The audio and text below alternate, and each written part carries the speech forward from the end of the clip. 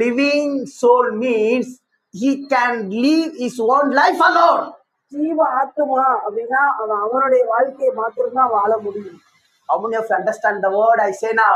எத்தனை பேர் புரிஞ்சுக்கிட்டீங்க இப்ப நான் சொன்னதை? Likewise, அதே போலதான் Solomon lived his own life. சாலமோனும் தன்னுடைய சொந்த வாழ்க்கையை தான் வாழ்ந்தார். I mean life of Adam. ஆதாம் வாழ்ந்தது போல How Adam lived as Solomon lived. எப்படி ஆதாம் வாழ்ந்தாரோ அதே போலதான் சாலமோனும் வாழ்ந்தார். Do you understand now? உங்களுக்கு புரியுதா சொல்றது? Solomon didn't become as life-giving spirit.